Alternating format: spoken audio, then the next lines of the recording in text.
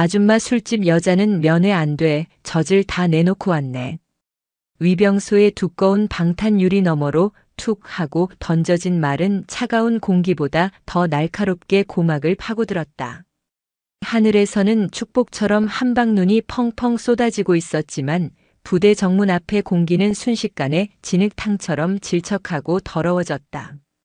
강신혜는 쓰고 있던 선글라스를 아주 천천히 고쳐 썼다. 칠흑같이 어두운 검은색 정장 코트, 그 안으로 살짝 보이는 붉은색 블라우스는 확실히 칙칙한 국방색으로 도배된 이곳과는 이질적인 색감이었다. 하지만 그것이 누군가에게 비아냥거림을 들어야 할 이유는 아니었다. 그녀의 가죽 장갑 낀 손끝이 미세하게 떨렸다. 추위 때문이 아니었다. 방금 뭐라고 했나? 그녀의 목소리는 낮고 건조했다. 감정을 완전히 배제한 그 톤은 707 시절 작전 브리핑을 할 때나 나오던 목소리였다. 위병 조장 완장을 찬 중사는 입에 문껌을 짝짝 씹으며 창문을 드르륵 열었다. 히터 바람과 함께 믹스커피 냄새, 그리고 묘한 비릿함이 훅 끼쳐나왔다. 아, 말귀를 못 알아들으시나? 여기는 신성한 군부대라고. 어디 술 냄새 풍기면서 올 때가 아니란 말이야. 그 복장은 또 뭐요? 면회 온 게 아니라 영업 뛰러 왔소? 오늘은 크리스마스라 간부들 다 쉬어. 헛걸음했네. 중사의 눈빛이 신혜의 목덜미와 가슴께를 노골적으로 훑어내렸다. 명찰에는 박철민이라는 이름이 박혀 있었다. 옆에 서 있던 부사수 병사는 안절부절 못하며 중사의 눈치를 살폈지만 박 중사는 이미 자신의 작은 권력에 취해 있었다. 휴일에 근무를 서는 짜증을 만만한 민간인 여자에게 화풀이하고 있는 것이 분명했다. 신혜는 깊은 숨을 들이마셨다. 당장이라도 저 유리창을 깨부수고 들어가 저 건방진 혀를 뽑아버릴 수도 있었다. 그녀가 익힌 살상 무술만 수십 가지였다. 하지만 그녀는 오늘 지휘관이 아닌 갓 입대한 조카의 이모 자격으로 이곳에 왔다. 조카에게 폐를 끼치고 싶지 않다는 이성이 끓어오르는 본능을 간신히 억누르고 있었다. 나는 오늘 내 조카를 면회하러 왔다. 일이 중대 이등병 최민우.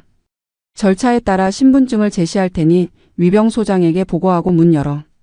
신혜는 품 안에서 지갑을 꺼내려 했다. 하지만 박 중사의 비웃음 섞인 목소리가 그녀의 동작을 멈춰 세웠다. 어허, 이 아줌마가 진짜. 보고는 무슨 보고야? 내가 안 된다면 안 되는 거야. 그리고 최민우? 그 찌질한 놈 이모였어? 콩 심은데 콩 나고 팥 심은데 팥 난다더니 집안 꼴 잘 돌아간다. 순간 신혜의 눈동자가 맹수처럼 번뜩였다. 나를 모욕하는 건 참을 수 있다. 하지만 내 조카를, 내 핏줄을 건드리는 건 이야기가 달랐다. 말 조심해. 후회할 텐데. 후회? 푸하하. 야, 들었냐? 후회하신단다. 아줌마, 여기가 어딘지 몰라. 여기선 내가 법이고 내가 왕이야. 꼬우면 입대해서 계급장 달고 오시든가. 아, 10% 마담으로 취직시켜달라고 떼쓰는 건가?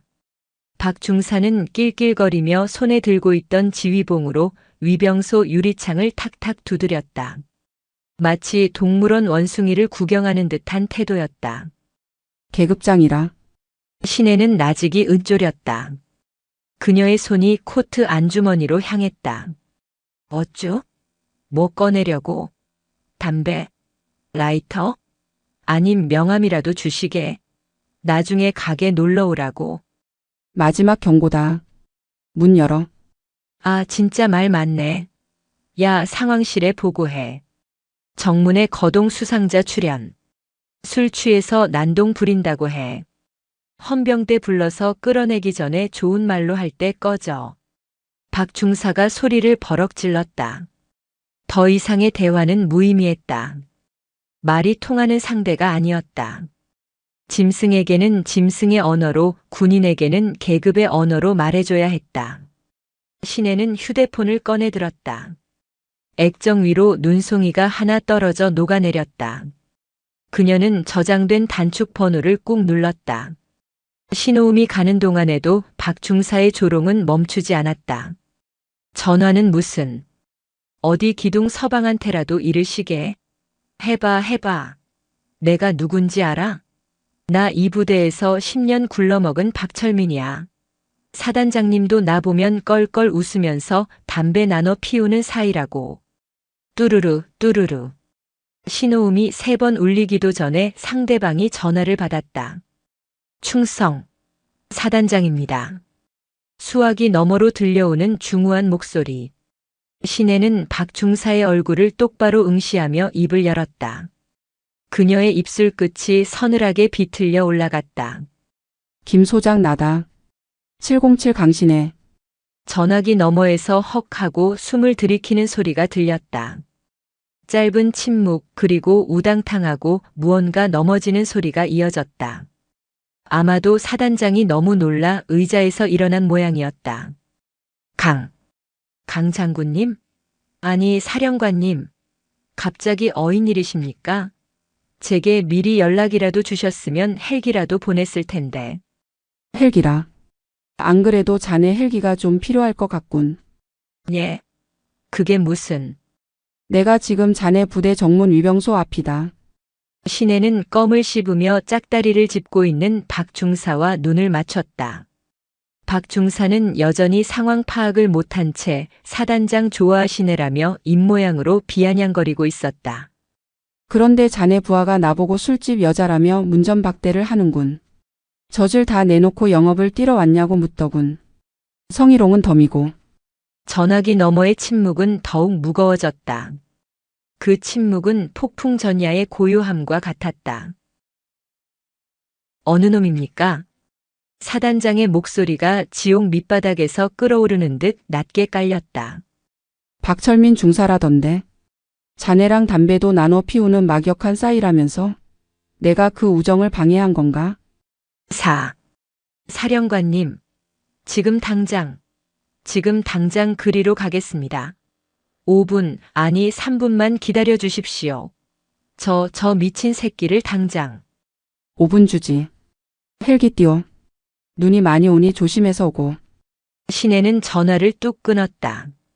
그리고 아주 천천히 휴대폰을 코트 주머니에 넣었다.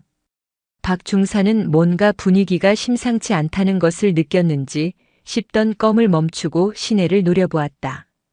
뭐야? 누구랑 통화한 거야? 연기 한번 그럴듯하네. 신혜는 대답 대신 선글라스를 벗었다.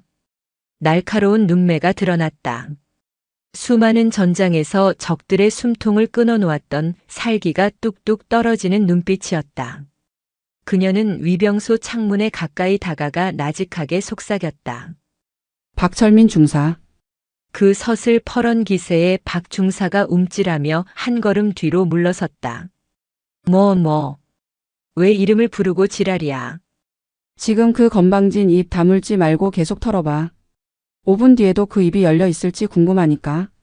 멀리서 아주 희미하게 두두두두 하는 프로펠러 소리가 들려오기 시작했다. 눈보라치는 하늘 저편에서 성탄절의 산타클로스 대신 분노한 사단장이 날아오고 있었다. 두두두두두. 처음에는 산짐승이 우는 소리 같기도 했고 산골짜기를 타고 내려오는 바람 소리 같기도 했다. 하지만 그 소리는 아주 빠른 속도로 그리고 아주 불길한 리듬으로 공기의 진동을 바꿔놓고 있었다. 단순한 소리가 아니었다. 그것은 땅바닥에 쌓인 눈을 미세하게 떨게 만드는 물리적인 압력이었다. 시계 바늘은 오후 5시를 갓 넘기고 있었다. 겨울산의 해는 이미 능선 너머로 사라진 지 오래였고 굵어지는 눈발 탓에 사방은 한밤중처럼 어둑어둑했다. 위병소 안의 공기가 미묘하게 달라졌다. 히터가 웅웅거리는 소리 사이로 파고드는 그 규칙적인 파열음. 박철민 중사는 씹던 껌을 멈추고 인상을 찌푸렸다. 뭐야? 무슨 소리야 이거? 옆에 서 있던 부사수 병사가 창밖으로 고개를 빼꼼 내밀었다. 눈보라치는 잿빛 하늘에서 무언가가 다가오고 있었다. 병사의 눈동자가 커졌다. 주. 중사님 헬기 소리 같습니다. 그것도 아주 가까운. 헬기. 면회 시간도 다 끝난 이 시간에 헬기가 뜰 일이 뭐가 있어? 너 귀 먹었냐? 제설차 지나가는 소리겠지. 안 그래도 오늘 눈 많이 와서 도로 닦아야 한다고 난리던데. 박 중사는 애써 무시하려 했다. 하지만 그의 본능은 이미 경고음을 울리고 있었다. 제설차의 둔탁한 엔진음과는 달랐다. 그것은 고도를 급격하게 낮추며 자신들을 향해 직선으로 날아오는 날카로운 파열음이었다. 그때였다. 퍼버버벙. 어둠을 찢고 강력한 탐조등 불빛이 위병소를 정통으로 비췄다. 눈을 뜰 수 없을 만큼 강렬한 백색의 빛기둥이 쏟아지자 박 중사는 비명을 지르며 팔로 눈을 가렸다. 아, 뭐야 씨발. 빛과 함께 폭풍이 몰아쳤다. 하늘에서 거대한 회전 날개가 공기를 찢어발기며 내려오고 있었다. 위병소 앞에 오래된 소나무들이 허리가 꺾일 듯이 휘청거렸고 바닥에 쌓여있던 눈들은 순식간에 하얀 안개가 되어 사방으로 흩뿌려졌다. 위병소 유리창이 덜덜거리며 금방이라도 깨질 듯 요동쳤다. 그것은 단순한 착륙이 아니었다. 거의 추락에 가까운 다급하고 거친 강습이었다. 육중한 기체가 위병소 앞 아스팔트 바닥을 짓누르며 내려앉았다. 5분.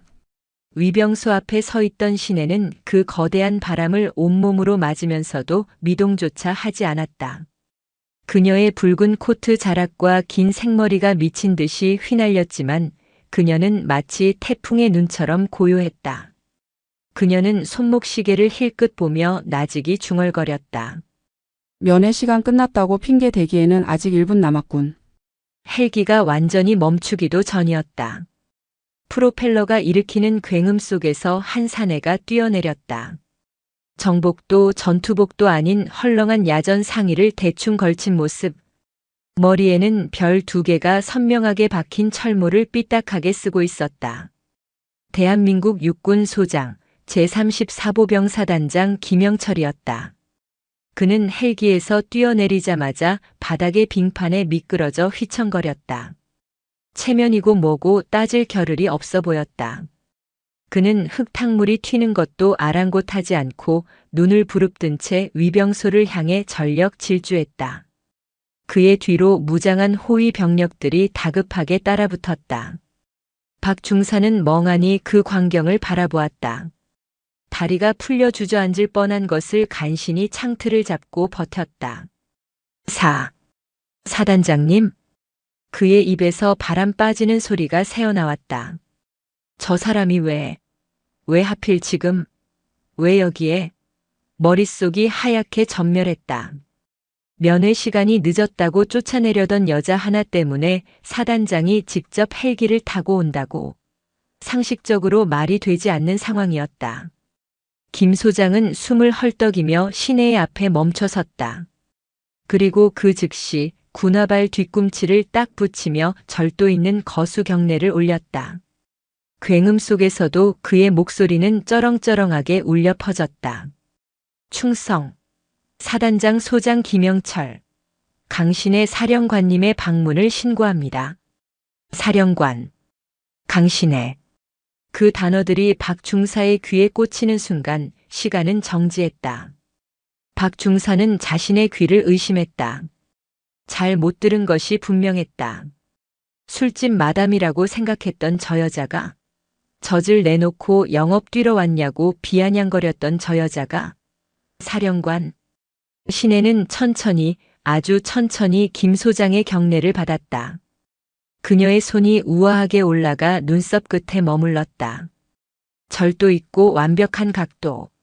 현역 시절 수만 번 반복했을 그 동작에는 숨길 수 없는 위험이 배어 있었다. 쉬어. 김 소장. 늦은 시간에 미안하군. 눈길이라 차가 막혀서 5분 정도 늦을 것 같더군. 그래도 위병소에는 정확히 마감 시간 전에 도착했네. 예. 감사합니다.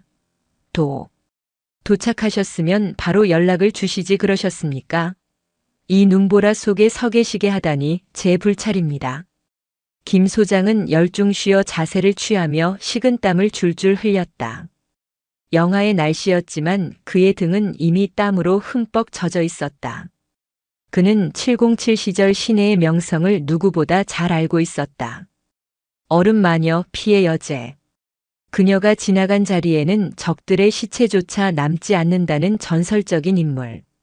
심지어 최연소 여성 중장으로 예편한 전설 중의 전설이었다. 시내는 고개를 돌려 위병소 안을 바라보았다. 유리창 너머로 사시나무 떨듯 떨고 있는 박 중사와 눈이 마주쳤다. 그녀는 손가락을 까딱했다. 나오라는 신호였다. 김 소장이 벼락 같은 고함을 질렀다. 위병 조장, 당장 튀어나오지 못해. 내 놈이 정신이 나갔구나. 감히 누구 앞이라고 문을 걸어 잠그고 있어. 박 중사는 비틀거리며 위병소 문을 열고 나왔다. 다리에 힘이 들어가지 않아 거의 기어나오는 수준이었다. 눈 덮인 아스팔트 바닥에 무릎을 꿇은 그는 고개조차 들지 못했다. 사단장님. 저는 그게 아니라 면회 시간이 다 되어서. 닥쳐. 이 미친 새끼야. 시간이 문제냐? 내 놈이 뱉은 말을 기억 못해? 감히 누구 안전이라고. 박 중사의 얼굴에서 핏기가 완전히 사라졌다. 그는 숨이 턱 막히는 공포를 느꼈다. 자신이 뱉었던 말들이 비수가 되어 심장을 찌르는 것 같았다. 술집 여자 영업, 기둥 서방. 하나하나가 즉결 처형을 당해도 할 말이 없는 망언들이었다. 박 중사는 바닥에 머리를 쳐박았다. 이마가 깨져 피가 흘러도 아픈 줄 몰랐다. 죽을 죄를 지었습니다. 장군님, 제발 살려주십시오. 제가 눈이 멀었습니다. 복장이 너무 화려하셔서 민간인인 줄 알고. 민간인인 줄 알았더라. 시내는 박 중사의 앞에 다가가 쭈그리고 앉았다. 그리고 가죽 장갑 낀 손으로 박 중사의 턱을 잡아 강제로 들어 올렸다. 공포에 질려 눈물 콧물 범벅이 된 얼굴이 드러났다. 그래, 민간인이면 그렇게 대해도 된다는 건가? 대한민국 육군 부사관의 대민 마인드가 고작 그 수준이야? 시내의 목소리는 차분했지만 그 안에는 억눌린 분노가 끓고 있었다. 나는 내 조카를 보러 왔을 뿐이다. 비록 폭설 때문에 늦어서 마감 직전에 도착했지만 정당하게 사정을 설명하고 부탁하려 했어. 그런데 자네는 규정을 핑계 삼아 나를 모욕하고 성희롱했지. 그건 단순히 나 개인에 대한 모독이 아니야. 이 추운 날 나라를 지키기 위해 고생하는 모든 장병의 명예에 똥칠을 한 거야. 잘못했습니다. 제가 미쳤었습니다. 그리고 하나 더. 5분 뒤에도 그 입이 열려 있을지 궁금하다고 했었지? 시내는 잡고 있던 박 중사의 턱을 거칠게 놓았다. 박 중사는 바닥으로 고꾸라졌다. 틀렸어. 자네 입은 이제 다치게 될 거야. 영원히.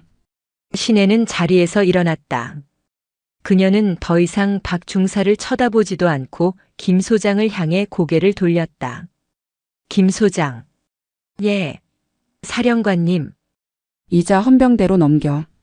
군형법상 상관 모욕, 직권 남용, 민간인에 대한 협박 및 성희롱. 적용할 수 있는 건 모조리 적용해서 엄중하게 처벌해. 그리고 오늘 위병소 근무자 전원 근무 태만으로 징계위원회 회부하고. 명심하겠습니다. 지금 당장 헌병대 호출해서 압송하겠습니다. 헌병대. 뭐하고 있나? 이 새끼 당장 포승줄로 묶어. 끌고 가.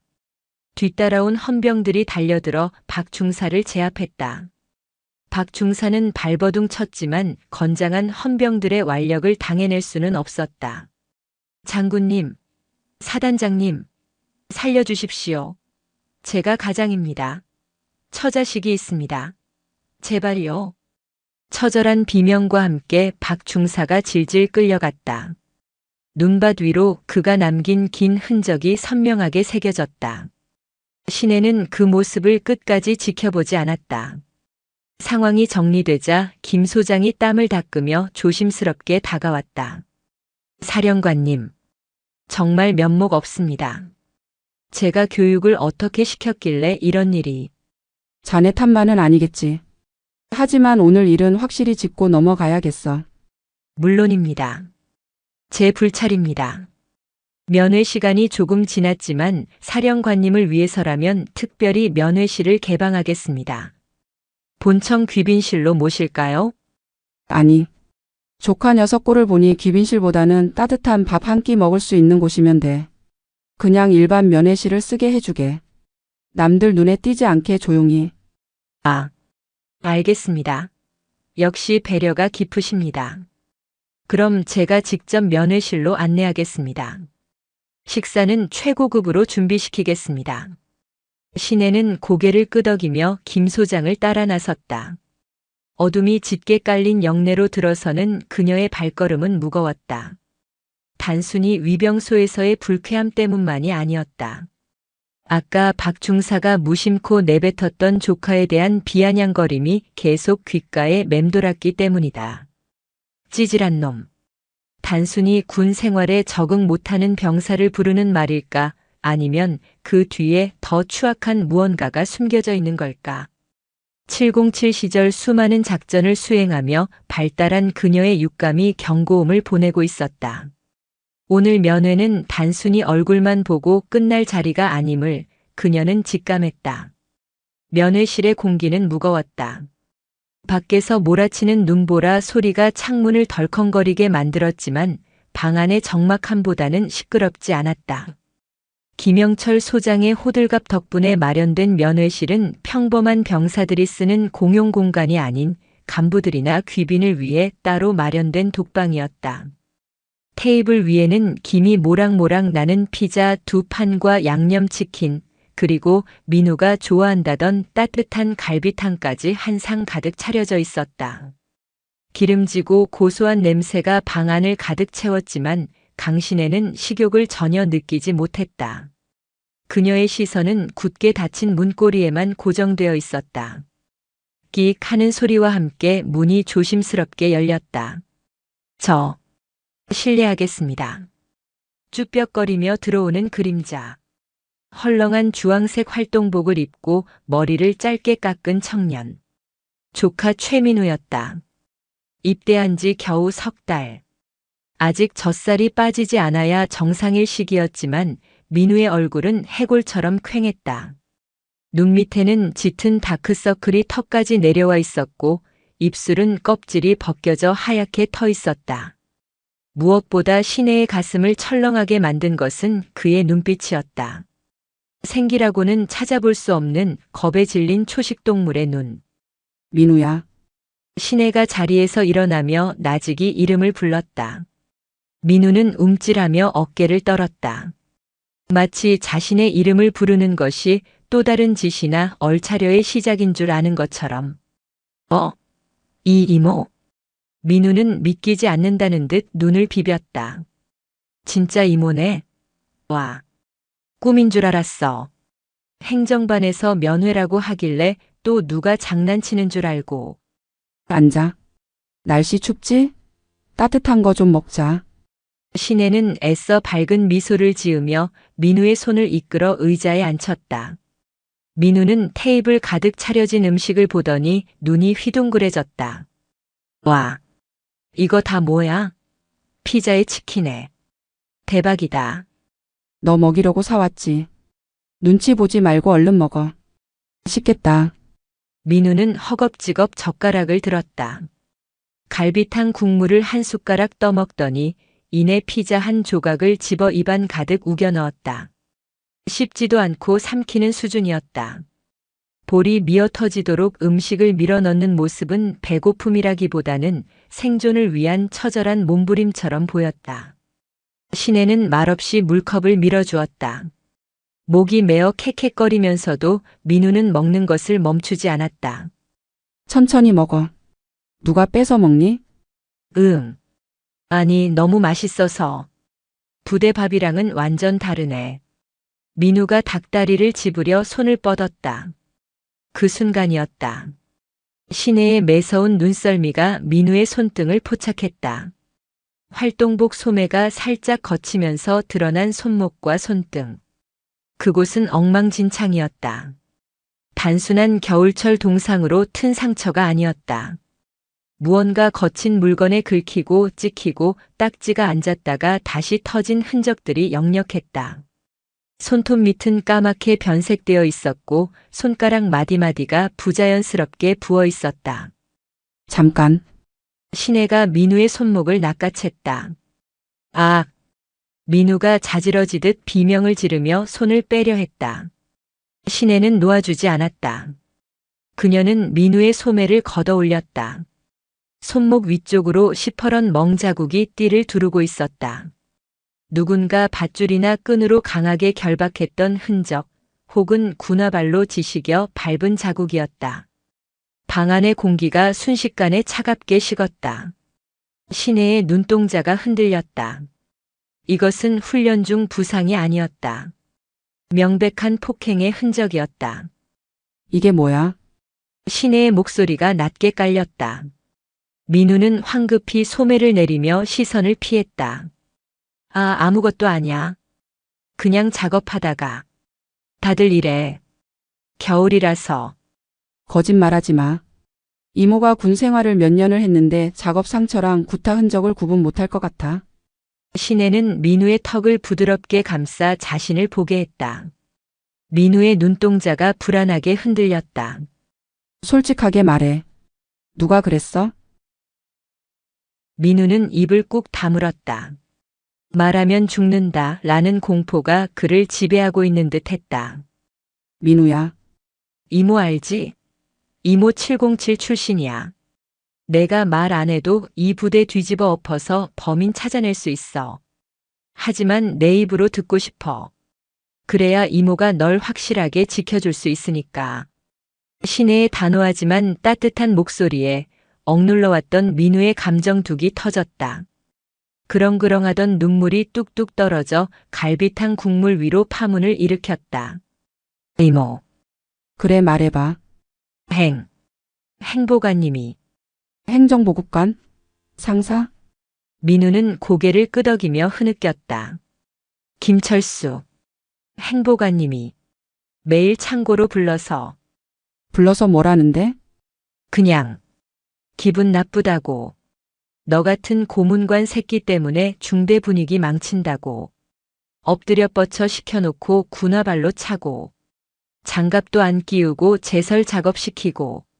민우의 입에서 충격적인 이야기들이 쏟아져 나왔다. 어제는 엄마가 보내준 로션이 있었는데 냄새가 좋다면서 뺏어갔어.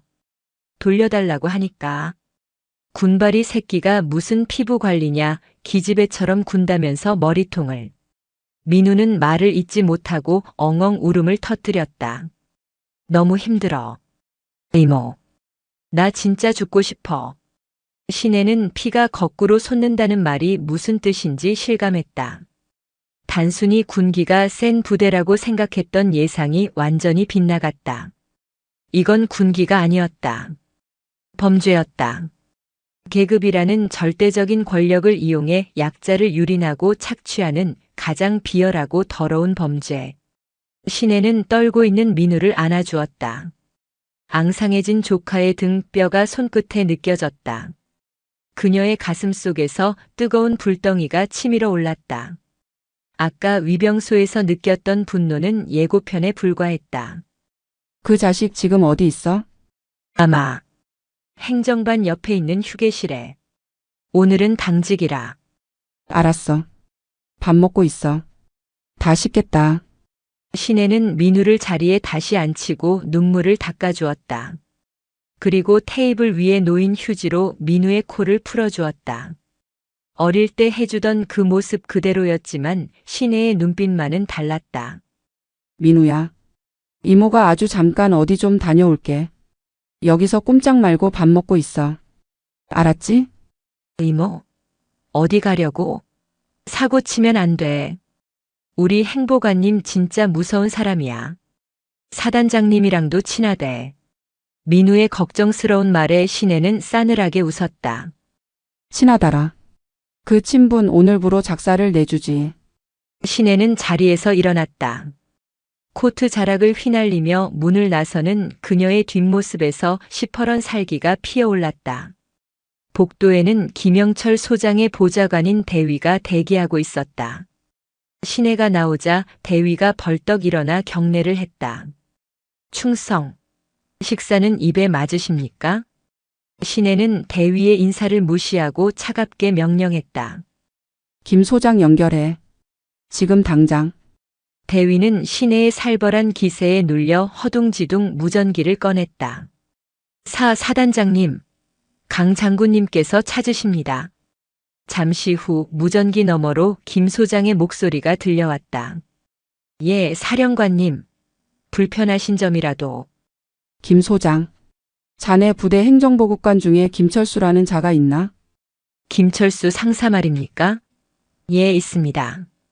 10년 넘게 근속한 베테랑입니다만. 왜 그러십니까? 베테랑 같은 소리 하고 있네.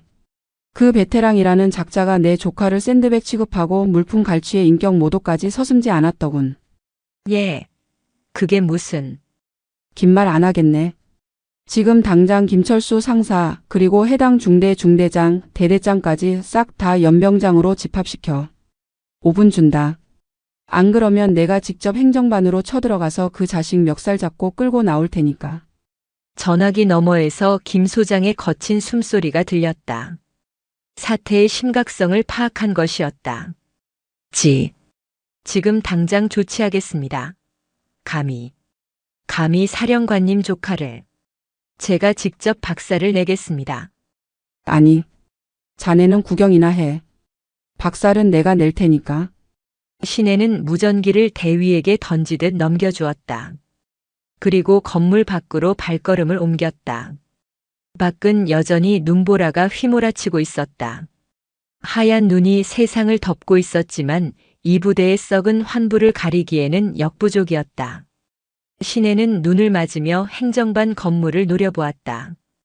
불이 환하게 켜진 창문 하나가 눈에 들어왔다.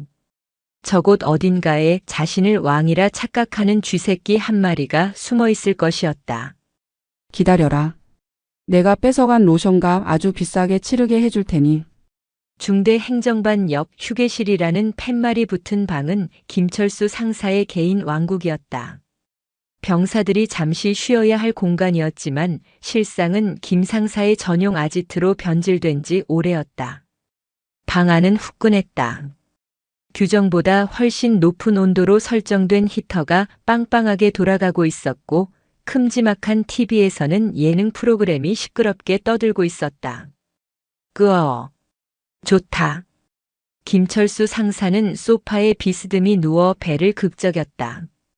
러닝셔츠 차림의 그는 한 손에는 캔맥주를, 다른 한 손에는 육포를 들고 있었다.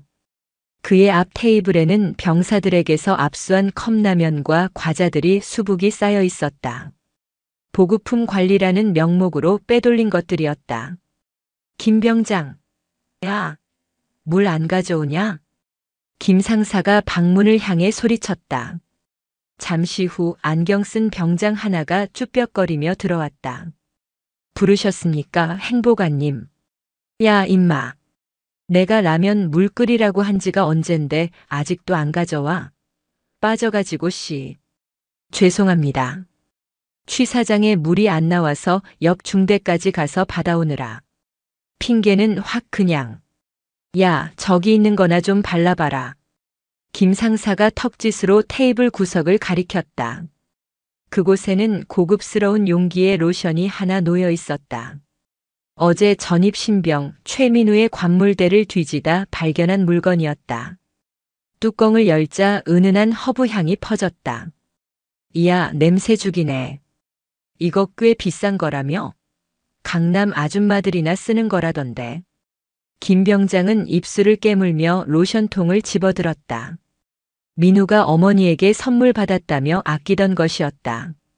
돌려달라고 사정하는 민우의 머리를 김 상사가 슬리퍼로 후려치던 장면이 떠올라 가슴이 답답해졌다. 뭐해? 안 바르고. 내 등판에 좀 발라보라고. 요즘 피부가 거칠어서 원. 김 상사는 킬킬거리며 러닝셔츠를 걷어 올렸다. 두툼한 등 살이 출렁거렸다. 김 병장은 떨리는 손으로 로션을 짜서 김 상사의 등에 발랐다. 어우, 시원하다. 역시 비싼 게 좋아.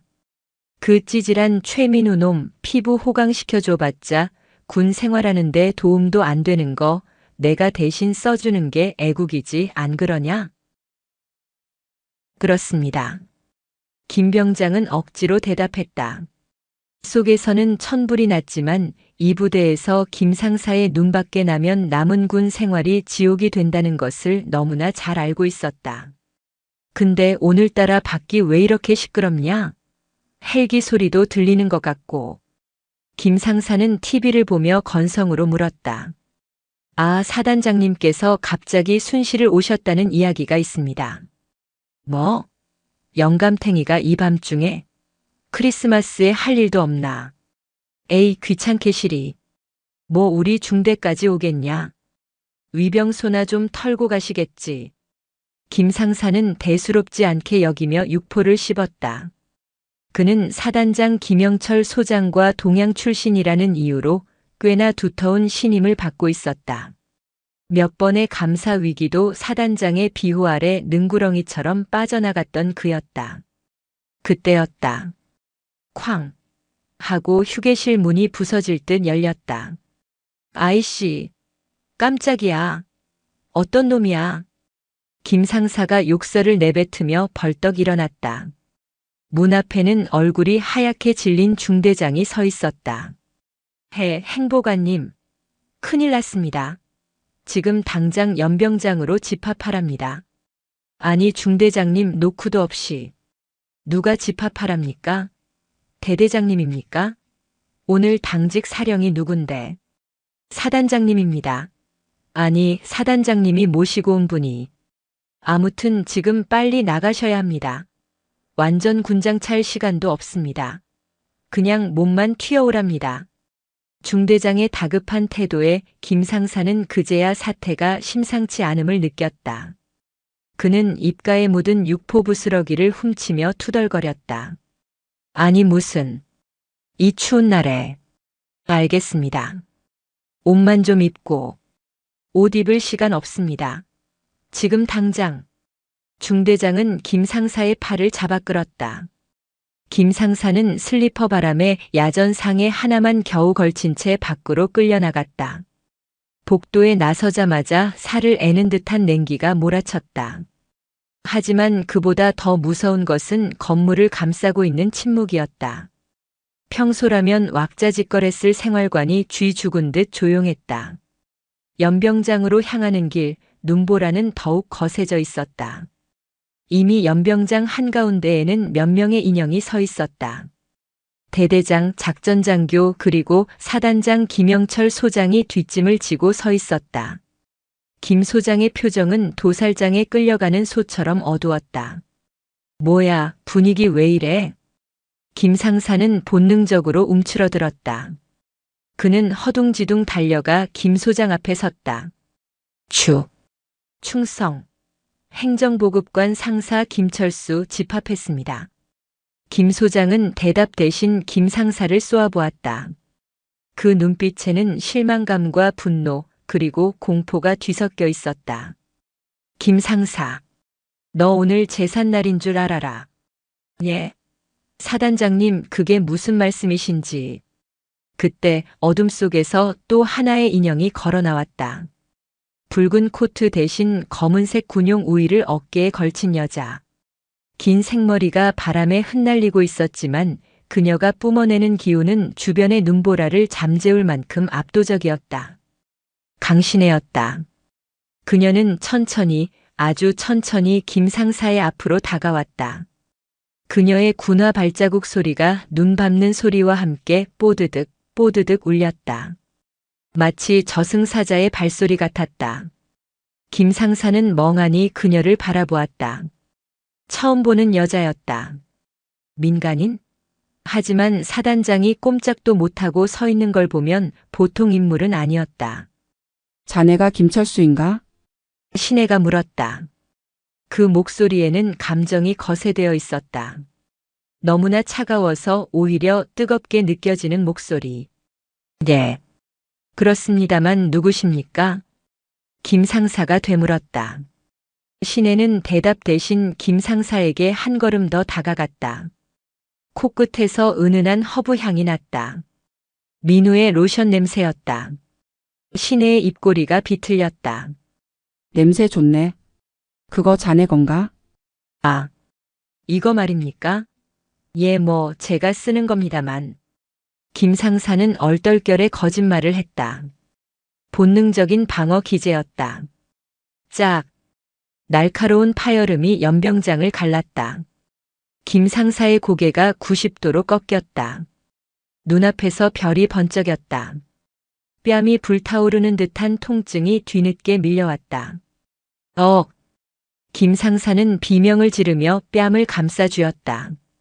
무슨 일이 일어난 건지 파악하기도 전에 신혜의 발이 김 상사의 명치를 걷어찼다. 퍽, 컥. 김 상사는 숨도 못 쉬고 눈밭에 뒹굴었다. 위액이 넘어올 것 같은 고통에 몸이 새우처럼 굽어졌다. 에이, 이게 무슨... 신혜는 쓰러진 김 상사의 머리채를 잡아 억지로 고개를 들게 했다. 그녀의 눈이 붉게 타오르고 있었다. 내 조카 로션 빼서 바르니까 피부가 좀 고와지던가? 조카? 김 상사의 동공이 지진이라도 난 듯 흔들렸다. 조카? 로션? 설마. 최민우? 그 찌질한 놈의 이모. 내 조카 최민우. 그 아이 손등을 걸레짝으로 만들어 놓고 자네는 여기서 따뜻하게 술 처마시고 있었나? 아주 살판났네, 김철수 상사. 신혜는 잡고 있던 머리채를 바닥에 내동댕이 쳤다. 그리고 김 소장을 향해 손을 뻗었다. 김 소장이 미리 준비해둔 서류 봉투를 건넸다. 신혜는 봉투에서 종이 몇 장을 꺼내 김 상사의 면전에 뿌렸다. 눈바람에 종이들이 흩날렸다. 김 상사는 흐릿한 눈으로 종이를 보았다. 그것은 부대 비품 횡령 내역, 병사들에 대한 가혹 행위 투서, 그리고 민우가 쓴 마음의 편지 사본이었다. 읽어. 신혜가 명령했다. 내 제명이 뭔지, 내가 왜 오늘 여기서 군 생활을 끝장내야 하는지. 큰 소리로 읽어. 김 상사는 덜덜 떨리는 손으로 종이 한 장을 집어들었다. 글자가 눈에 들어오지 않았다. 오직 눈앞에 서 있는 저 여자의 살기만이 온몸의 털을 곤두서게 만들었다. 자, 잘못했습니다. 한 번만. 읽으라고 했어. 신혜의 호통이 천둥처럼 떨어졌다. 김 상사는 엉엉 울며 종이에 적힌 글을 읽어 내려가기 시작했다.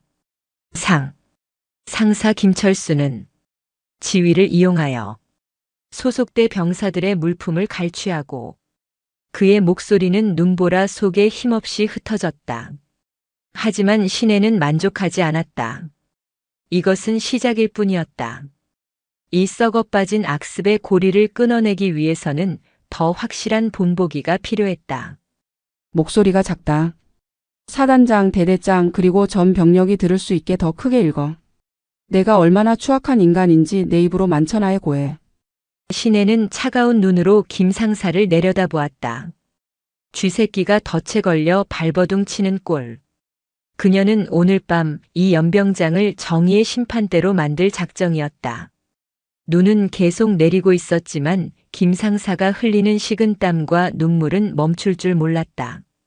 그리고 그 모습을 멀리 행정반 창문 너머로 수많은 병사의 눈이 지켜보고 있었다. 공포가 희망으로 바뀌는 순간이었다. 연병장에 휘몰아치는 눈보라는 멈출 기미가 보이지 않았다. 하지만 그 차가운 눈발보다 더 시리고 매서운 것은 강신혜의 눈빛이었다. 그녀는 무릎 꿇은 김철수 상사를 내려다보며 마치 벌레를 보는 듯한 표정을 짓고 있었다. 김 상사는 덜덜 떨리는 손으로 구겨진 종이 뭉치를 쥐고 있었다. 입술이 파르르 떨렸다. 글자를 읽어야 했지만 목구멍이 꽉 막혀 소리가 나오지 않았다. 안 읽나? 신혜의 낮은 목소리가 김 상사의 고막을 때렸다. 읽겠습니다. 상사 김철수는 병영식당에 납품되는 부식용 돼지고기를 매주 5kg씩 빼돌려 외부 식당에 되팔았으며 김 상사의 목소리가 기어들어갔다. 연병장 주변을 에워싼 어둠 속에서 수군거리는 소리가 들려왔다. 생활관 창문마다 병사들이 다닥다닥 붙어 이 광경을 지켜보고 있었다. 그들에게 김 상사는 공포의 대상이었지만 지금 이 순간만큼은 처량한 죄인에 불과했다. 목소리가 작다. 내가 돼지고기를 훔쳐다 팔아먹을 때의 그 당당함은 어디 갔나? 더 크게. 저기 생활관 끝에 있는 이등병까지 다 들리게 복창해. 상사 김철수는 부식용 고기를 빼돌려 사익을 취했습니다. 또한 겨울철 난방용 유류를 개인 차량에 주유하고 남은 기름을 김 상사는 악을 쓰듯 소리쳤다. 수치심에 얼굴이 불그락푸르락 달아올랐다. 횡령, 배임, 가혹행위, 금품 갈취. 줄줄이 쏟아져 나오는 죄목들은 그가 군인이라기보다 시정잡배에 가깝다는 것을 증명하고 있었다. 옆에서 듣고 있던 김영철 사단장의 얼굴이 흑빛으로 변했다. 단순히 병사들을 괴롭힌 수준인 줄 알았는데 부대 운영비까지 건드린 대형 비리범이었다는 사실이 드러나고 있었다. 사단장으로서 관리 감독 소홀의 책임을 피할 수 없는 상황이었다. 저런 죽일 놈이. 야, 너 내가 믿고 맡겼더니 뒤에서 저런 짓을 하고 있었어? 김 소장이 참지 못하고 달려들어 김 상사의 정강이를 걷어찼다. 퍽 소리와 함께 김 상사가 옆으로 픽 쓰러졌다. 사단장님, 한 번만 봐주십시오. 제가 잘못했습니다. 닥쳐. 내 얼굴에 먹칠을 해도 유분수지. 감히 군수 물자를 건드려? 김 소장은 자신의 안위가 걱정되어 더욱 길길이 날뛰었다. 신혜는 그 꼴불견을 차가운 눈으로 지켜보다가 손을 들어 제지했다. 그만. 쇼는 그쯤 하지. 신혜의 한마디에 김 소장이 동작을 멈추고 쭈뼛거렸다. 신혜는 쓰러진 김 상사에게 다가갔다. 그녀는 허리춤에서 무언가를 꺼냈다. 은색으로 번뜩이는 잭나이프였다. 김 상사가 기겁하며 뒤로 물러났다. 자, 장군님. 칼은 왜? 겁먹지 마. 더러운 피 묻힐 생각 없으니까. 신혜는 김 상사의 야전 상의 깃을 잡았다. 그리고 망설임 없이 칼날을 들이댔다. 찍 하는 섬유 찢어지는 소리가 날카롭게 울렸다. 그녀가 베어낸 것은 김 상사의 목이 아니라 그의 어깨에 달려있던 계급장이었다. 상사라는 계급장이 눈밭 위로 힘없이 떨어졌다. 김철수. 너는 오늘 이 시간부로 군인이 아니다. 신혜의 선고가 내려졌다. 너는 국가가 국민을 지키라고 준 권력을 힘없는 병사들을 핍박하고 내배를 불리는 데 사용했다. 군인의 명예를 실추시키고 신성한 국방의 의무를 더럽힌 죄. 그 대가는 혹독할 거다. 신혜는 김 소장을 향해 고개를 돌렸다. 김 소장. 행정 절차는 자네가 밟아. 즉시 보직 해제하고 구속수사 원칙으로 육군교도소로 이송해. 그리고 파면 조치해서 연금 수령 자격 박탈시키고. 퇴직금? 어림도 없지. 횡령한 금액 국고 환수 조치까지 완벽하게 끝내. 명심하겠습니다. 법과 규정이 허용하는 최고 수위로 처벌하겠습니다.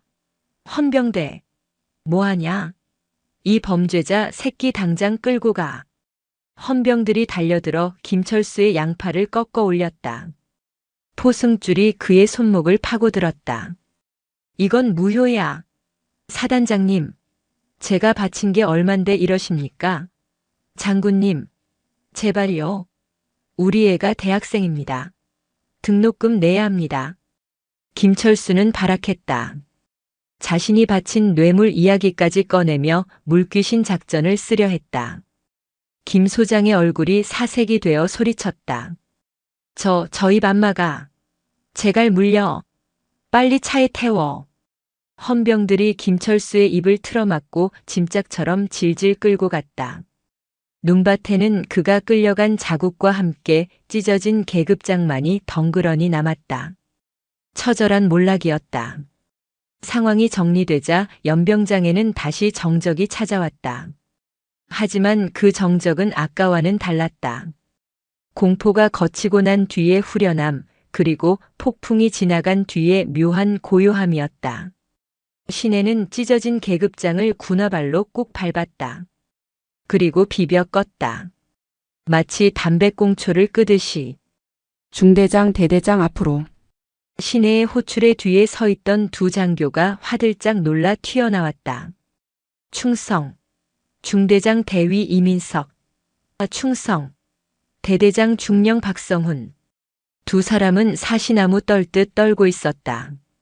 김 상사가 끌려가는 꼴을 봤으니 다음 차례는 자신들이라는 것을 직감했기 때문이다. 너희는 몰랐나? 시내의 질문은 짧았다. 그게. 행보관이 워낙 치밀하게. 중대장이 변명을 하려다 시내의 눈빛을 보고 입을 다물었다. 몰랐다면 무능한 것이고 알고도 방치했다면 공범이다. 어느 쪽이든 지휘관 자격 미달이야. 시내는 그들에게 다가가 낮은 목소리로 속삭였다. 내 조카가 뺨을 맞고 로션을 뺏길 때 너희는 어디서 뭐하고 있었나? 행정반 옆방에서 벌어지는 일도 모르는 놈들이 전쟁 나면 적의 침투는 어떻게 막을 셈이지? 죄송합니다. 면목 없습니다. 김 소장. 이 친구들도 징계위원회 회부해. 지휘 감독 소홀. 그리고 내 조카가 소속된 중대의 전수조사를 실시해. 제2, 제3의 피해자가 없는지 낱낱이 파헤쳐. 알겠습니다. 제가 직접 챙기겠습니다. 김 소장은 식은땀을 닦으며 연신 고개를 숙였다. 시내는 깊은 한숨을 내쉬었다. 응징은 끝났다. 썩은 환부는 도려냈다. 하지만 아직 해야 할 일이 남아 있었다. 그녀는 천천히 몸을 돌려 불이 켜진 면회실 쪽을 바라보았다. 그곳에 세상에서 가장 작아진 아이 민우가 기다리고 있었다. 이제는 장군 강신혜가 아닌 이모 강신혜로 돌아갈 시간이었다. 면회실 문을 열자 따뜻한 온기가 확 끼쳐왔다. 하지만 그 온기 속에는 여전히 긴장감이 감돌고 있었다. 민우는 의자에 앉아 꼼짝도 하지 않은 채 문 쪽만 바라보고 있었다. 신혜가 들어오자 민우가 벌떡 일어났다. 이모. 민우의 눈은 퉁퉁 부어 있었다. 밖에서 들려오던 고함, 김 상사의 비명, 그리고 군화 발소리를 모두 들은 모양이었다. 신혜는 말없이 민우에게 다가가 어깨를 감싸 안았다. 밖에서 무더운 찬 기운이 민우에게 전해졌지만 민우는 피하지 않았다. 밥은? 다 먹었어? 아니, 잘 안 넘어가서. 테이블 위를 보니 갈비탕에는 하얗게 기름이 껴 있었고 피자는 딱딱하게 굳어 있었다. 신혜는 씁쓸하게 웃었다. 미안해. 이모가 밥 먹는데 소란을 피웠네. 아냐. 저기 이모.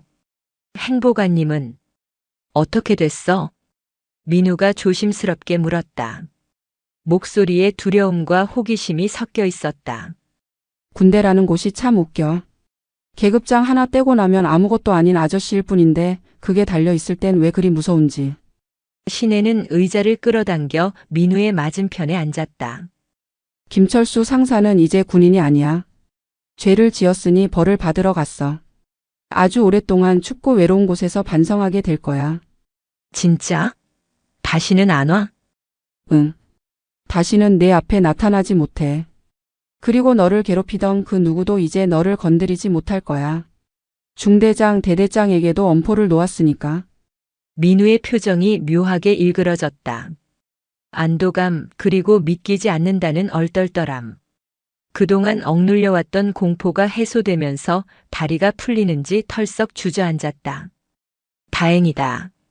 진짜 다행이다. 민우는 두 손으로 얼굴을 감싸고 다시 흐느끼기 시작했다. 민우야. 신혜가 민우의 손을 잡았다. 거칠어진 손등, 찢어진 상처들이 신혜의 가슴을 후벼 팠다. 그녀는 주머니에서 연고를 꺼냈다. 아까 오는 길에 약국에 들러 샀던 최고급 상처 치료제였다. 손 줘봐. 신혜는 민우의 손등에 연고를 듬뿍 발라주었다. 차가운 연고가 상처에 닿자 민우가 움찔했다. 아파? 아니, 시원해. 신혜는 정성스럽게 연고를 문지르며 입을 열었다. 이모가 왜 그렇게 화를 냈는지 아니? 단순히 내가 내 조카라서가 아니야. 민우가 젖은 눈으로 신혜를 바라보았다. 군인은 나라를 지키는 사람이야. 가장 명예로워야 하고 가장 강해야 해. 그런데 그 힘을 약한 사람, 내 부하를 괴롭히는 데 쓰는 건 군인이 아니야. 양아치지. 이모는 평생을 군복을 입고 살았어. 내 후배들이 그런 양아치 짓을 하는 걸 참을 수가 없었어. 신혜의 눈빛은 부드러웠지만 단단했다. 민우야. 너는 피해자야. 내가 약해서 내가 못나서 당한 게 아니야. 그러니까 기죽지 마. 어깨 펴. 응. 알았어. 그리고 이거 하나만 약속해. 나중에 내가 선임이 되고 분대장이 되면 절대 저런 쓰레기 같은 짓은 하지 않겠다고. 후임들 따뜻하게 챙겨주고 억울한 일 없게 만드는 진짜 군인이 되겠다고. 민우는 코를 훌쩍이며 고개를 끄덕였다. 약속할게. 난 절대 안 그럴게. 이모처럼. 멋있는 군인이 될게. 그래. 그거면 됐다. 신혜는 민우의 머리를 쓰다듬었다. 까까머리의 까칠한 감촉이 손바닥에 전해졌다. 어리기만 했던 조카가 어느새 이렇게 커서 군복을 입고 있다는 사실이 새삼 대견하고 짠했다. 이제 밥 먹자. 다 식었지만 그래도 먹어야 힘을 내지. 이모가 갈비탕 다시 데워달라고 할까? 아니야, 그냥 먹을래. 이모랑 같이 먹으면 다 맛있어. 민우는 씩씩하게 숟가락을 들었다. 굳어버린 피자를 한 입 베어 무는 민우의 얼굴에 처음으로 희미한 미소가 번졌다. 그것은 생존을 위한 미소가 아니라 안도와 감사함에서 우러나오는 진짜 미소였다. 식사를 마치고 나니 어느새 시간은 밤 9시를 향하고 있었다. 이제는 헤어져야 할 시간이었다. 신혜는 민우를 생활관까지 데려다 주겠다고 했지만 민우는 고개를 저었다. 아니야, 이모. 여기까지 온 것도 고마운걸. 혼자 갈 수 있어. 그리고 이제 안 무서워. 민우의 눈빛이 아까와는 달라져 있었다. 두려움에 떨던 초식동물의 눈이 아니었다. 자신을 지켜주는 든든한 뒷배가 있다는 사실, 그리고 정의는 승리한다는 것을 목격한 소년의 눈에는 작은 불꽃이 일렁이고 있었다. 그래. 씩씩하네. 무슨 일 있으면 언제든지 전화해. 이모 번호 알지? 응. 707 어른마녀. 민우가 장난스럽게 웃었다. 신혜도 피식 웃음을 터뜨렸다. 까불기는. 들어가 봐. 감기 걸리겠다. 이모 조심해서 가. 진짜 고마워. 충성. 민우가 어설프지만 진지한 자세로 거수 경례를 했다. 신혜는 정석대로 칼 같은 각도로 답례를 했다. 충성. 민우가 행정반 건물로 뛰어들어가는 뒷모습을 끝까지 지켜본 뒤 신혜는 몸을 돌렸다. 위병소 앞에는 김영철 소장이 기다리고 있었다. 그는 여전히 긴장한 표정으로 서 있었다. 가시는 겁니까, 사령관님? 오늘 고생했네. 본의 아니게 자네 부대를 들쑤셔놨군. 아닙니다. 덕분에 썩은 살을 도려냈습니다. 부끄럽지만 감사합니다. 정신 똑바로 차리고 부대 관리하겠습니다. 그 말 믿어보지. 민호 잘 부탁하네. 특별 대우를 해달라는 게 아니야. 그냥 군인답게 생활할 수 있게만 해줘. 걱정 마십시오. 제 명예를 걸고 책임지겠습니다. 신혜는 차에 올랐다. 시동이 걸리고 헤드라이트가 어둠을 갈랐다. 눈은 어느새 멈춰 있었다.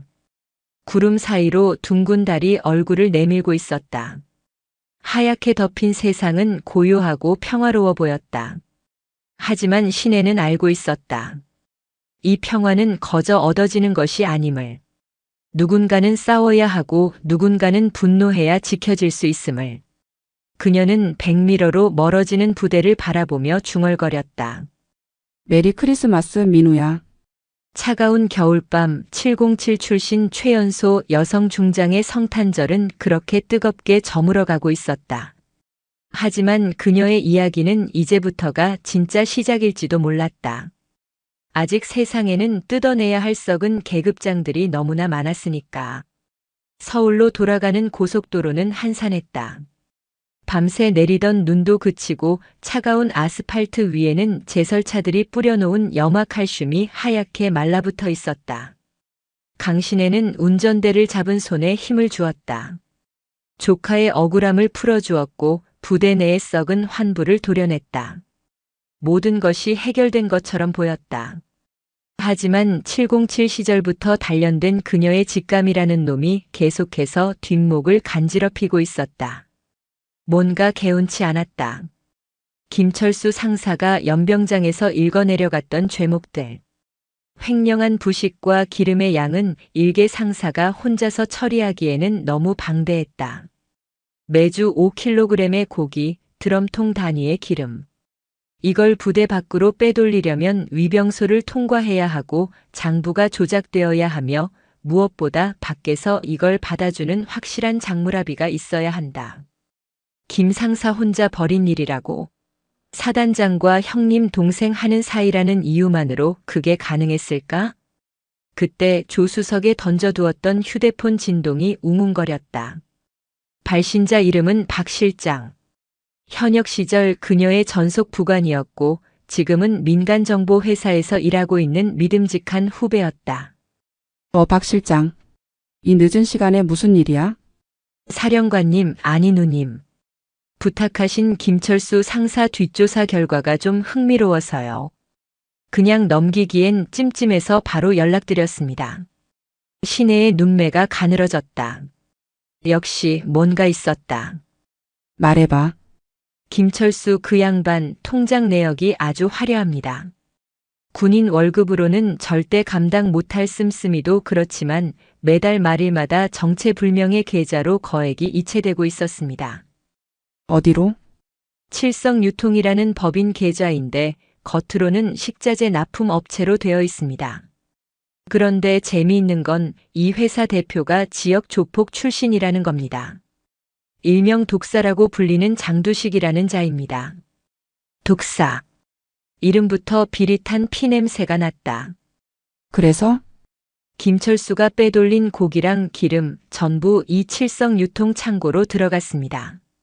그런데 더 큰 문제는 이 장두식이라는 자가 해당 부대 연대장, 그러니까 대령급 장교랑 골프 회동을 자주 갖는다는 첩보가 있습니다. 신혜는 핸들을 꽉 쥐었다. 그림이 그려졌다. 김철수 상사는 그저 행동대장에 불과했다. 그 뒤에는 지역 조폭과 결탁한 더 높은 계급의 군인들이 따리를 틀고 있었던 것이다. 김철수가 연병장에서 내가 바친 게 얼만데라고 발악했던 것이 단순한 허세가 아니었던 셈이다. 박 실장. 그 칠성유통 위치 지금 당장 내비게이션으로 쏴. 예. 누님, 설마 지금 바로 가시게요? 위험합니다. 거긴 민간인 구역이고 상대는 조폭입니다. 차라리 헌병대나 경찰에 정보를 넘기시는 게. 헌병대? 부대 연대장이 껴있는데 수사가 제대로 되겠어? 꼬리 자르기로 끝나겠지. 김철수 하나 구속시키고 위에서는 몰랐다 하면서 유유히 빠져나가겠지. 난 그런 꼴 못 봐. 신혜의 목소리에 서늘한 살기가 감돌았다. 내 조카가 당한 고통의 뿌리가 거기까지 닿아 있다면 그 뿌리까지 뽑아버려야지. 주소 보내. 지금 바로 차 돌릴 테니까. 하. 역시 못 말리십니다. 알겠습니다. 위치 전송했습니다. 대신 절대 총기 사용은 안 되는 거 아시죠? 민간인 상대로 큰일 납니다. 걱정 마. 쓰레기 치우는데 총알은 아까우니까. 신혜는 전화를 끊고 갓길에 차를 세웠다. 그리고 거칠게 유턴했다. 서울로 향하던 붉은 미등이 사라지고 다시 어둠이 깔린 지방 국도를 향해 헤드라이트 불빛이 길게 뻗어나갔다. 1시간 뒤 시내의 차는 인적 드문 외곽의 낡은 창고 단지에 도착했다. 녹슨 철문 위로 칠성 유통이라는 간판이 위태롭게 매달려 있었다. 창고 안에서는 희미한 불빛이 새어나왔고 비릿한 고기 냄새와 기름 냄새가 섞여 코를 찔렀다. 시내는 차를 멀찍이 세워두고 차에서 내렸다.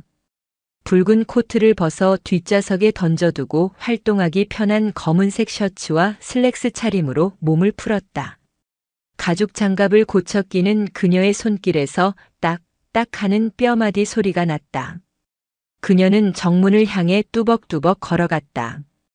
입구에는 덩치 큰 사내 둘이 담배를 피우며 잡담을 나누고 있었다. 아, 오늘 들어온 물건 상태 왜 이러냐? 김 상사 그 새끼 요즘 좀 소홀한 거 아니야?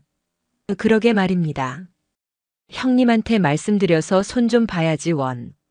그들은 김철수의 구속 사실을 아직 모르는 듯 했다. 시내는 그들 앞으로 걸어갔다. 하이힐 소리가 정적을 깼다. 뭐야, 저 아줌마는? 사내 하나가 담배꽁초를 튕기며 시내를 가로막았다. 험상궂은 얼굴에 흉터가 있는 사내였다. 아줌마, 여기 고기 사는 데 아니야. 길 잘못 들었어. 썩 꺼져. 시내는 무표정한 얼굴로 사내를 올려다보았다. 장두식 사장 있나? 사내들의 표정이 일그러졌다. 뭐? 이 여자가 미쳤나? 우리 형님 함자를 막 부르네. 야, 그냥 보내지 말고 좀 놀다 보낼까? 사내들이 킬킬거리며 시내에게 손을 뻗었다. 그 더러운 손이 시내의 어깨에 닿으려는 찰나였다.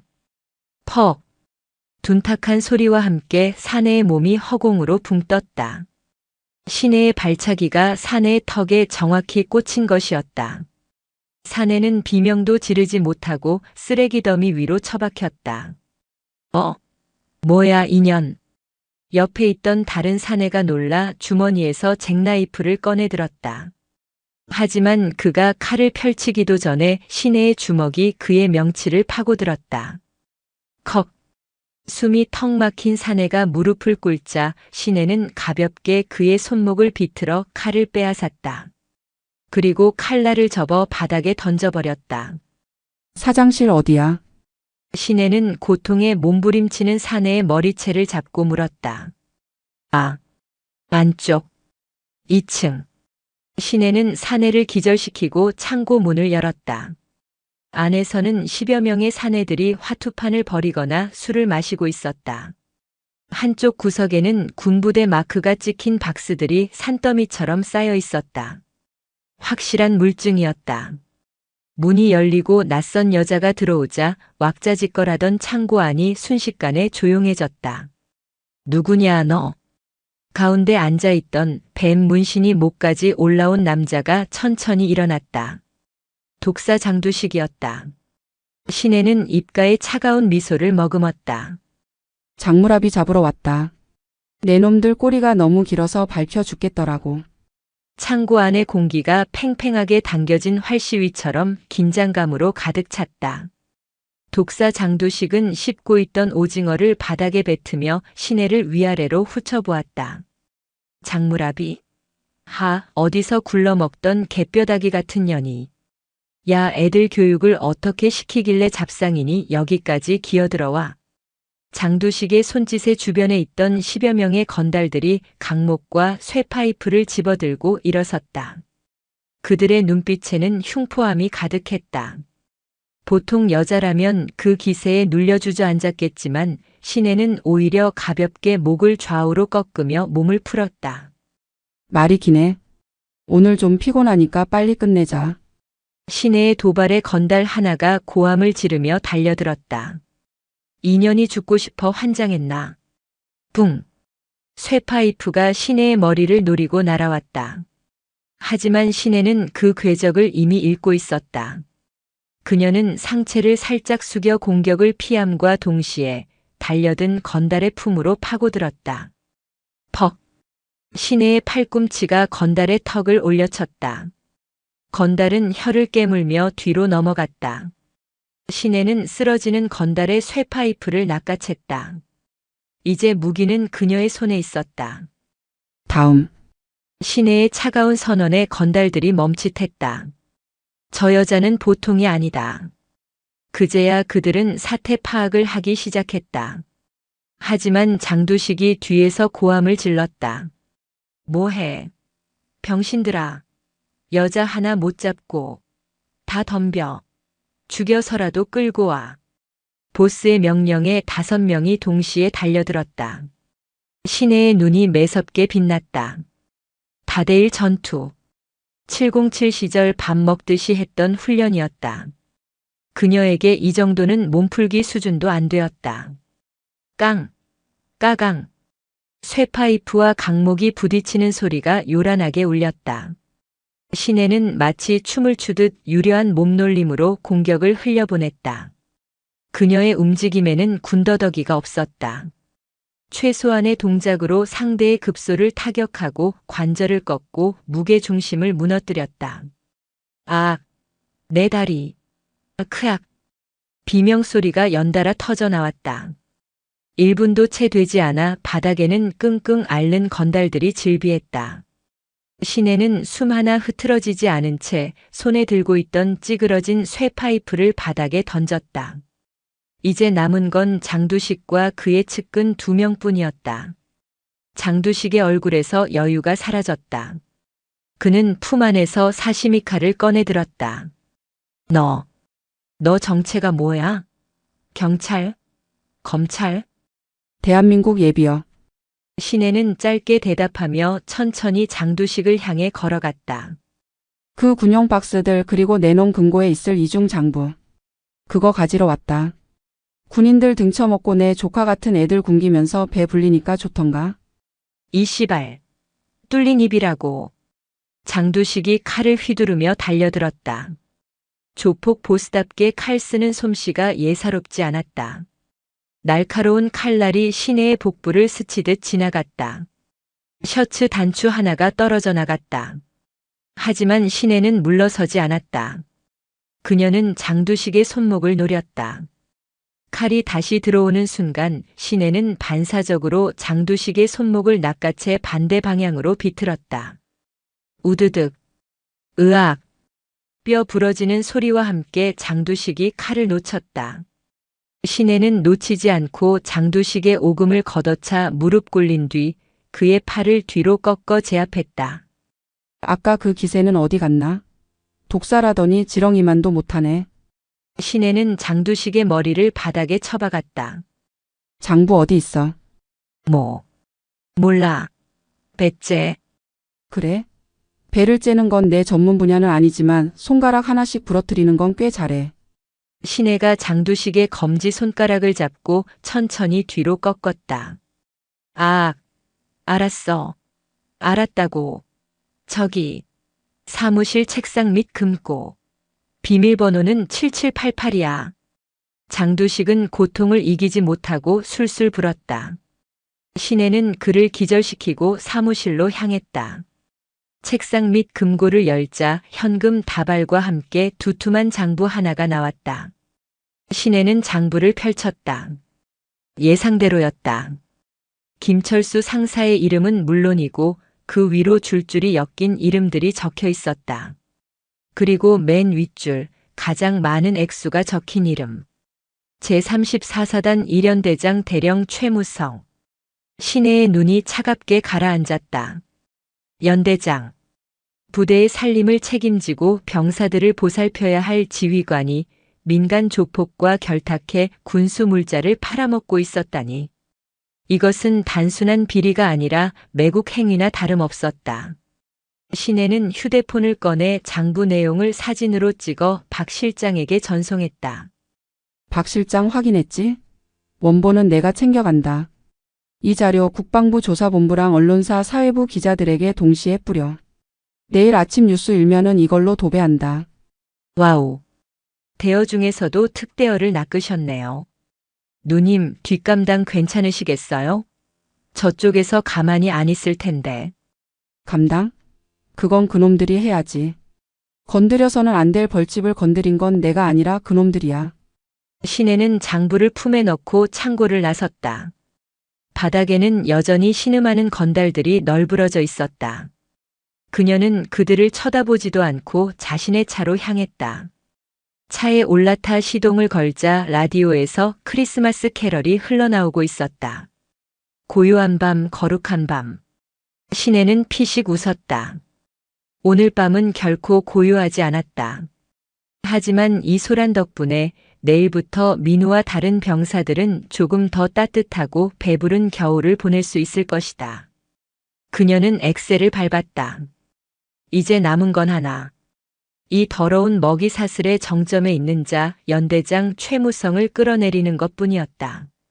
서울로 가는 길 대신 그녀의 차는 다시 부대 방향으로, 아니 정확히는 연대장 관사가 있는 군인 아파트로 향하고 있었다. 밤은 아직 길었다. 군인 관사가 모여있는 아파트 단지는 적막에 쌓여 있었다. 가로등 불빛만이 눈 쌓인 화단을 비추고 있었고 대부분의 집은 불이 꺼져 있었다. 하지만 101동 1001호 연대장 최무성 대령의 관사 거실에는 아직 불이 켜져 있었다. 최 대령은 고급 양주를 언더락 잔에 따르며 초조하게 거실을 서성거렸다. 아까부터 독사 장두식에게 전화를 걸고 있었지만 신호음만 갈 뿐 받지 않았다. 이 새끼가. 돈 먹을 땐 넙죽넙죽 받더니 왜 전화를 안 받아? 그는 신경질적으로 휴대폰을 소파에 던졌다. 오늘 밤 부대에 사단장이 들이닥쳐 김철수 상사를 잡아갔다는 보고는 받았다.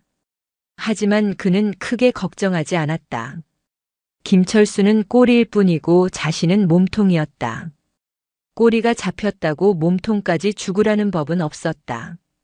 사단장 김영철 소장과는 골프도 치고 사우나도 같이 다니는 사이가 아니던가. 적당히 로비하고 김철수 선에서 모든 걸 덮어 씌우면 그만이라고 생각했다. 딩동.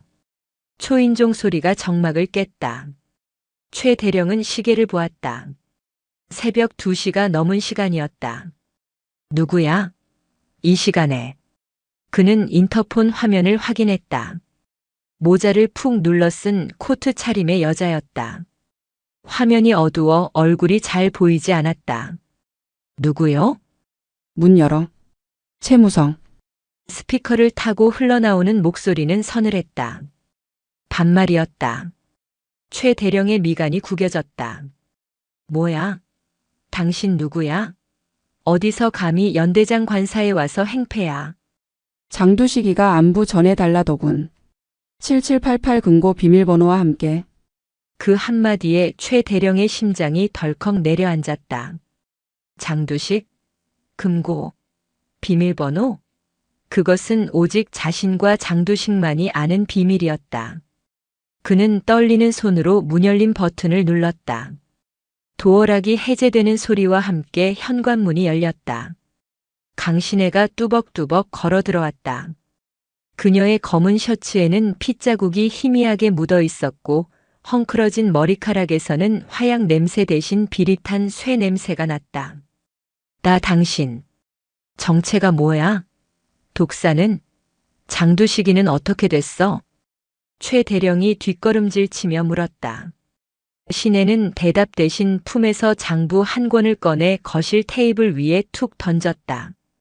장두식은 지금쯤 병원에서 뼈를 맞추고 있거나 경찰서 유치장에서 콩밥 먹을 준비를 하고 있겠지. 자, 이제 내 차례다. 최 대령은 장부를 낚아채 펼쳐보았다. 자신의 이름과 날짜 그리고 뇌물 액수가 적나라하게 적혀 있었다. 식은땀이 비오듯 쏟아졌다. 이 장부가 공개되면 옷을 벗는 건 물론이고 군사법원에서 중형을 면치 못할 것이었다. 그의 눈빛이 흔들리더니 이내 도끼가 서렸다. 어차피 이 여자 혼자다. 이 장부만 없애면 그리고 이 여자만 입 다물게 하면 살 길이 있을지도 모른다. 그는 눈알을 굴리다 거실 구석에 세워진 골프채를 발견했다. 드라이버였다. 이 미친년이. 어디서 굴러먹던 첩자인지는 모르겠지만 제 발로 호랑이 굴에 들어왔구나. 최 대령이 골프채를 움켜쥐고 신혜를 노려보았다. 이거 내놔. 그리고 너도 여기서 못 나간다. 붕. 최 대령이 힘껏 골프채를 휘둘렀다. 쇳덩이가 공기를 가르는 소리가 흉흉했다. 하지만 신혜는 눈 하나 깜짝하지 않았다. 그녀는 날아오는 골프채를 피하지 않고 오히려 한 발짝 앞으로 내디뎠다. 그녀의 왼손이 궤적을 그리며 최 대령의 손목 안쪽을 파고들었다. 동시에 오른손바닥이 최 대령의 턱을 강타했다. 퍽, 컥, 단 일격이었다. 최 대령의 고개가 뒤로 젖혀지며 골프채가 허공을 날아 바닥에 뒹굴었다. 신혜는 비틀거리는 최 대령의 멱살을 잡고 거실 소파로 내동댕이 쳤다. 호랑이 굴. 웃기지도 않는군. 여긴 그냥 도둑놈 소굴이야. 신혜는 소파에 널브러진 최 대령의 명치를 무릎으로 눌렀다. 으헉. 살려줘. 내가 돈 줄게. 얼마면 돼? 그 장부에 적힌 거 2배로 줄게. 최 대령은 비굴하게 애원했다. 조금 전의 기세는 온데간데 없었다. 신혜는 싸늘한 눈으로 그를 내려다보았다. 돈? 내 놈이 빼돌린 그 돈이 병사들 밥그릇에서 나온 거야. 추운 겨울에 떨면서 나라 지키는 애들 고기 반찬이고 난방비라고. 그걸 처먹고 배가 부르던가? 잘못했어. 한 번만 봐줘. 내 동기가 국방부에 있어. 너 내가 누군지 알면. 알지. 쓰레기. 신혜는 최 대령의 말을 자르고 주머니에서 휴대폰을 꺼냈다. 스피커폰을 켜자 건너편에서 굵직한 목소리가 들려왔다. 네, 국방부 조사본부 수사과장입니다. 현장 급습했습니다. 문 여십시오. 동시에 현관문이 부서질 듯 열리며 헌병 완장을 찬 수사관들이 들이닥쳤다. 그들 뒤로 사색이 된 김영철 사단장의 모습도 보였다. 최 대령, 자네가 정말. 김 소장은 테이블 위에 놓인 장부와 골프채, 그리고 제압당한 최 대령을 보며 말을 잇지 못했다. 김 소장. 자네 부하 관리 능력은 정말 낙제점이군. 연대장이 조폭이랑 손잡고 군수품을 팔아먹는데 까맣게 모르고 있었다니. 신혜는 무릎을 떼고 일어났다. 수사관들이 달려들어 최 대령에게 수갑을 채웠다. 이거나. 내가 누군지 알아. 사단장님, 도와주십시오. 최 대령이 발악했지만 김 소장은 고개를 돌려버렸다. 이미 증거는 명백했고 신혜가 국방부 직속 수사팀을 직접 불렀다는 건 돌이킬 수 없다는 뜻이었다. 끌고 가. 아주 탈탈 털어서 10원 한 장까지 다 토해내게 만들어. 수사관들에게 끌려가며 최 대령은 신혜를 향해 저주를 퍼부었다. 하지만 신혜는 그를 쳐다보지도 않았다. 그녀는 거실 창가로 다가가 커튼을 걷었다. 새벽의 푸른 빛이 도시를 감싸고 있었다. 긴 밤이었다. 위병소에서의 실랑이부터 시작해 김철수 상사의 구속, 조폭 소탕, 그리고 연대장의 체포까지. 하룻밤 사이에 폭풍처럼 몰아친 일들이 주마등처럼 스쳐 지나갔다. 사령관님, 면목 없습니다. 김 소장이 다가와 고개를 숙였다. 사과할 대상이 틀렸어. 나한테 하지 말고 자네가 지휘하는 병사들에게 하게. 그리고 민우. 신혜는 코트 자락을 휘날리며 현관을 나섰다. 내일부터 부대 밥상에 고기 반찬 제대로 올라오는지 지켜보겠네. 차가운 새벽 공기가 폐부 깊숙이 들어왔다. 비릿한 피 냄새와 화약 냄새가 씻겨나가는 기분이었다. 정의 구현. 거창한 말 같지만 결국은 제자리를 찾는 일이었다. 밥은 병사에게, 도둑놈은 감옥으로. 그 단순한 이치를 바로잡는데 참 긴 시간이 걸렸다. 계절은 어김없이 흘렀다. 살을 애는 듯한 칼바람이 불던 겨울이 가고 지리산 자락에도 따스한 봄바람이 불어왔다. 부대 울타리 너머로 벚꽃이 흐드러지게 피었고 연병장의 눈은 녹아 파릇파릇한 새싹이 돋아나고 있었다.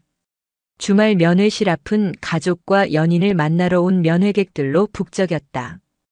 돗자리를 펴고 도시락을 먹는 사람들, 서로의 얼굴을 만지며 웃음꽃을 피우는 사람들. 그 평화로운 풍경 속에 강신혜가 서 있었다. 붉은 코트 대신 가벼운 베이지색 트렌치 코트를 입은 그녀는 훨씬 편안해 보였다. 선글라스 너머로 보이는 눈매도 한결 부드러웠다. 이모. 저 멀리서 우렁찬 목소리가 들려왔다. 신혜가 고개를 돌렸다. 건강하게 그을린 피부, 딱 벌어진 어깨, 그리고 한층 늠름해진 표정의 청년이 뛰어오고 있었다. 최민우였다. 계급장은 어느새 작대기 2개, 일병으로 바뀌어 있었다. 우리 민호 일병 달더니 더 멋있어졌네. 신혜가 활짝 웃으며 민우를 맞이했다. 민우는 쑥스러운 듯 머리를 극적였지만 그 동작에는 예전에 주눅든 기색이 전혀 없었다. 잘 지냈어? 왜 연락도 없이 왔어? 놀랐잖아. 서프라이즈지. 지나가는 길에 들렀어. 밥은? 잘 먹고 있고? 그럼. 요즘 우리 부대밥 진짜 잘 나와. 오늘 점심에도 제육볶음 나왔는데 고기가 산더미였어. 애들이 다 이모 덕분이라고 난리야. 민우가 엄지손가락을 치켜 세웠다. 김철수 상사와 최무성 대령이 구속된 후 부대에는 대대적인 개혁 바람이 불었다. 횡령되었던 예산이 정상적으로 집행되면서 식단 질이 급격히 좋아졌고 병영 내 부조리를 근절하기 위한 감찰 활동도 강화되었다. 신혜는 돗자리를 펴고 준비해온 도시락을 꺼냈다. 김밥, 유부초밥, 그리고 과일들. 소박하지만 정성이 담긴 음식들이었다. 손 좀 보자. 신혜가 민우의 손을 잡았다. 지난 겨울 찢어지고 터져서 엉망이었던 손등은 깨끗하게 아물어 있었다. 굳은 살이 박여 조금 투박해졌지만 그것은 고통의 흔적이 아니라 성실함의 훈장이었다. 다행이다. 흉터 안 남아서. 이제 작업할 때도 장갑 꼭 끼게 해. 간부님들도 엄청 챙겨주시고. 분위기 진짜 좋아졌어. 민우는 김밥을 입에 넣으며 오물거렸다. 참, 그 소식 들었어? 김철수 상사 징역 5년 나왔다며? 연대장은 7년이고. 그래. 죄 지은 만큼 받는 거지. 그리고 그 장두식이라는 조폭놈도 조직 와해되고 구속됐어. 이제 나쁜 놈들은 다 청소됐다. 진짜 영화 같다, 우리 이모. 707 전설 맞네. 민우가 존경 어린 눈빛으로 신혜를 바라보았다. 신혜는 피식 웃으며 민우의 어깨를 툭 쳤다. 전설은 무슨. 그냥 조카 바보 이모지.